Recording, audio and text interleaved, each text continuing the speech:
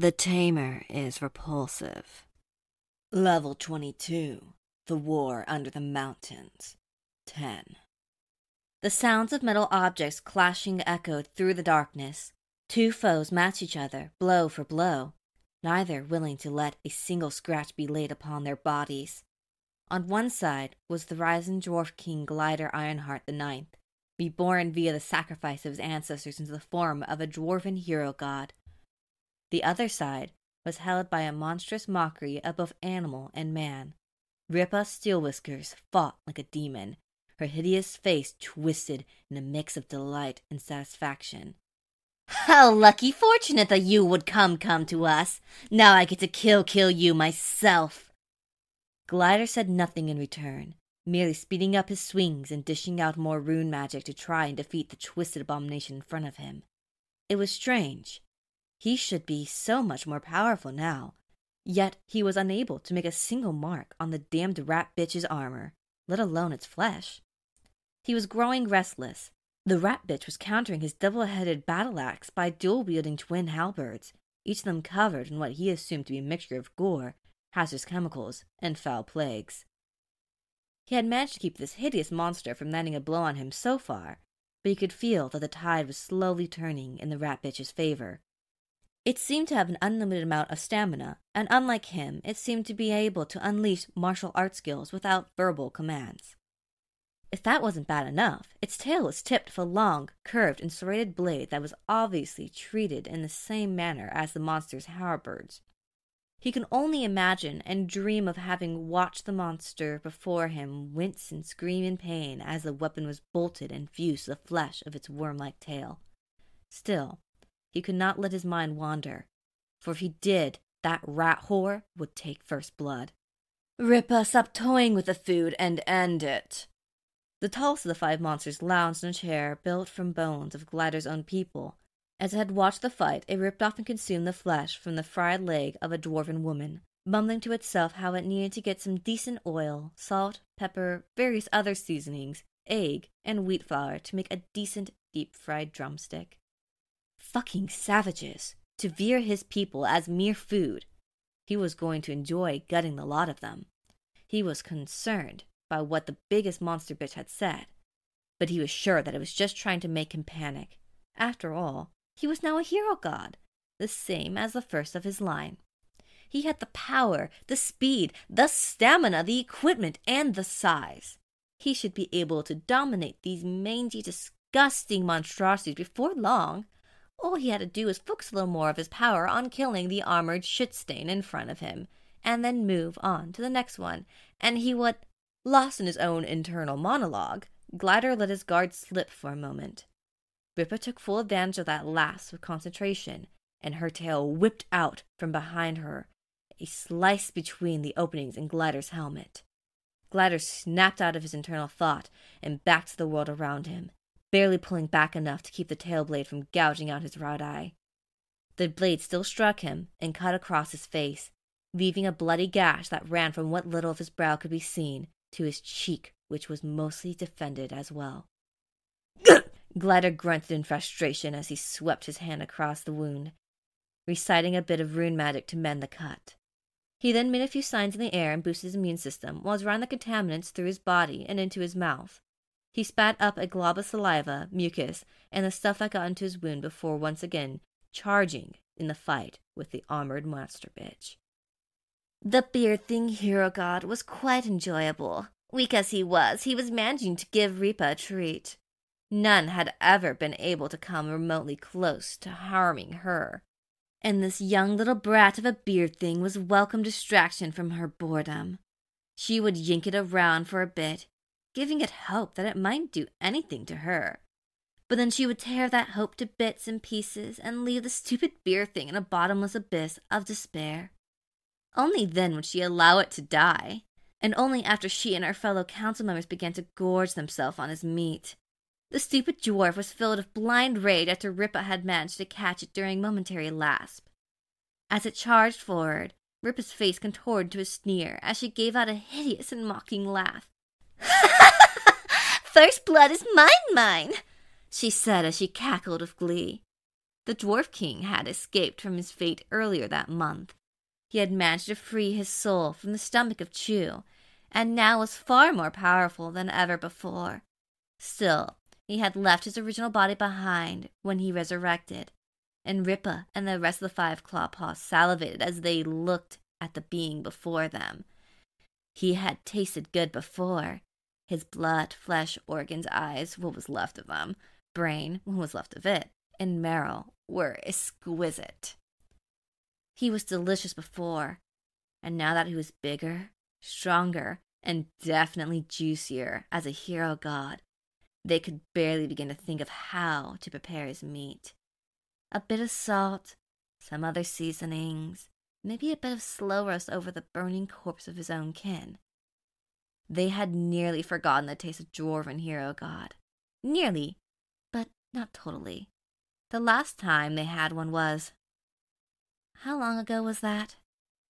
Ripa accidentally let her own mind wander as she dreamed of the mouth-watering taste of Glider's meat, and, in that momentary lapse of concentration, Glider almost repaid her for the earlier blow.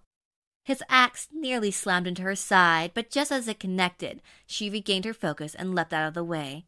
Still, there was a slight mark on her otherwise pristine armor, save for the blood and gore. The mark was too small to be easily noticeable, and even if a good look, it would have been hard to make it out unless it was highlighted. Nevertheless, Ripa was furious and decided to waste no more time in dealing with the bastard before her. She launched herself toward Glider, who swung his axe with all the force he could muster. But as the axe nearly reached her, Ripa seemed to meld her body with the very air itself, bending her form around the two-handed weapon in a twisting motion as she closed in for a kill. Luckily for Glider, his distress led him to take a wrong step, and he slipped to the ground out of the way of the twin halberd aimed at his face. Ripa rocketed herself over the falling dwarf before using yet another aerial acrobat to plant her halberd in the floor and use her motion to slingshot herself back toward the now prone dwarf. Now missing her halberds, she pulled her own twin falchions and lunged at the dwarven hero god with a look of fury and mindless bloodlust in her eyes. Glider managed to get to his feet and raise his battle axe to black falchions as they fell, but the force of the blow sent shockwaves through his body and forced him to his knees. Ripa put more and more force into the shoving match as her falchions began to push through the metal handle of the axe, much to Glider's shock and horror. "Damn monster!" Glider shouted as he began to chant a rune magic that would teleport him back to the Hall of Kings. "Not letting you do that!" Ripa screamed. She would not let this bastard escape her, not after he had managed to do what no other dwarf, hero god or not, had managed to do. She would not let him run from her. He would die here and now. Screw torturing him into madness. Fuck eating him alive in malicious screams. He would die today, here and now, by her paw. She would tear out his throat with a single swipe from her razor-tipped tail. Or better yet, Ripa's head lunged toward Gliders, who thought she was moving in for a headbutt. Instead, at the last moment, Ripa opened her mouth wide and sunk her teeth into Glider's neck. Her incisors tore through the chainmail that guarded his throat, and she bit down with her ever-increasing force, slowly ripping his throat open as her teeth shredded his flesh. "Just a bit more and I'll reach his jugular and he will die. See now, you little shit! He will die no matter what you do." Ripa thought as she savored the taste of the dwarf hero god's meat, sweat, and blood. She could taste the pulsing of his heart through each spurt of blood that came from his ever-widening wound. It was so rich, so delicious, so absurdly amazing. She almost lost herself in the sensational flavor for a moment before snapping back and pulling her jaw and head back. With a single motion, the front of Glider's throat was torn off and the blood spewed from his open neck. He tried to gasp for air and complete his spell, but he could not even keep the blood he was losing from pouring down his exposed windpipe and flooding his lungs. He spurted and dropped his axe as his hands desperately grasped at his torn throat, trying in vain to do something, anything, to stop his encroaching demise. "No! I must survive! For my people! For my line! My ancestors put such faith in me! Made me into this! It can't end this way! I have to win!" As his eyes rose toward the ceiling, They locked with those of Ripa, who gleefully licked Glider's blood and flesh from her stained muzzle. Her eyes were filled with nothing but malicious mockery and sadistic contempt as she raised her falchions to the air and brought them down again and again as she cackled with twisted and depraved glee. Glider stayed alive for far longer than either of them had expected, and even as Ripa hacked away at the defenseless dwarf god, Glider still managed to hold on to life. Each blow cut another chunk of his body away, and each one brought him closer to death, after what seemed to both of them to be an egregiously long period of time. Glider's mind sank into blackness once again as the light left his eyes. His last thought to himself was something along the lines of, I know how to escape death. Even if I'm killed, I can come back, and next time I'll be more careful. They will still die by my hand. I just need some time to prepare. However, he would not be given another chance to flee his fate. Just before he died, Ripa tossed his body over to Chu, who once again wrung the soul from his body and swallowed it. This time, she focused her full concentration digesting the soul of the former king of the Ironheart Kingdom, rather than letting it beat her so slowly like last time. She could feel the spirit of the foolish beard thing squirm inside her and struggle to resist the process that not only gave her and her fellow councilmen more power, but also extended their lifespan as well. He was a fool to challenge them, his actions able to be viewed as suicidal and insane to anyone who knew the vast gulf of power between him and his quarry. But now he was gone, and the sacrifice of his ancestors was nothing. It was painfully ironic that the one whom his ancestors placed all their hopes fell and was consumed by the same monster they gave their eternal rest away to in order to save their line. Even more ironic was he had effectively offered himself up on a silver platter. The five of them felt their strength surge and their bodies de-aged. They were overjoyed.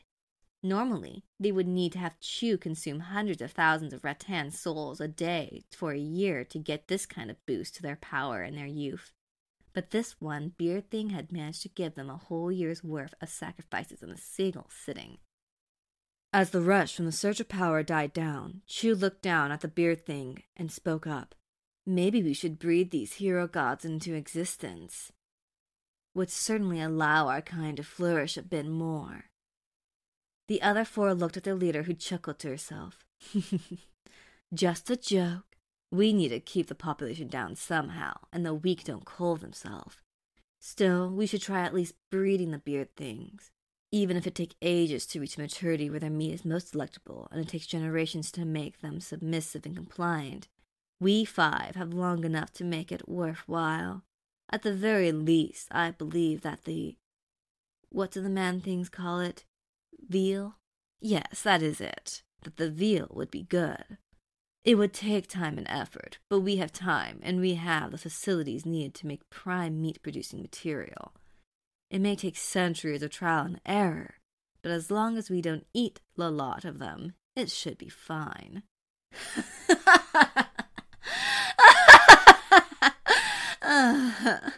With a sinister laugh, Chu tore off the armor covering Glider's right leg before ripping his leg off and beginning to gnaw at his now detached limb. She had to admit, it tasted divine. A shame she couldn't have tasted her beloved veil before the damned beard thing stole him from her. She was so looking forward to getting to know every nook and cranny of his body in a quiet, personal, and sensual manner. She was really looking forward to actually bearing children for the first time in her life.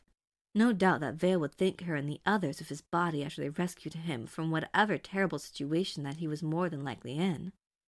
Still, she was certain that her beloved Vermin King would have hated her true appearance and those of her fellow council members. She knew how man-things would nearly lose their lunch when faced with Norman Rattan, and she knew that she and the others were certainly in a similar position to the lesser ones when it came to what man-things viewed as attractive. The fact that she and the others had long since been using up powerful glamour in the event that they ever found him proved how little they thought their beloved would think of them if he ever saw their true appearance. Nevertheless, she was in a position where if she and the others kept the glamour up, their foes would be attracted to them, and they were not going to let these insufferable beard things fap to them. They had taken their veil from them, and they would never be forgiven for that. The beard things would pay. She would kill and or enslave a lot of them. They deserved only the most horrible of treatments for crossing her and her kind in such a manner. As she cracked open Glimmer's femur and sucked out the marrow thin, she contemplated just how she would bring the most pain and misery to this damned beard thing that had wronged her so. As for how breeding them would work out, well, you know what they say. She mused aloud through her stuffed mouth as she enjoyed the flavorful meat, blood, nerves, sinew, and marrow from Glider's leg. Practice makes perfect, and nothing good comes without effort.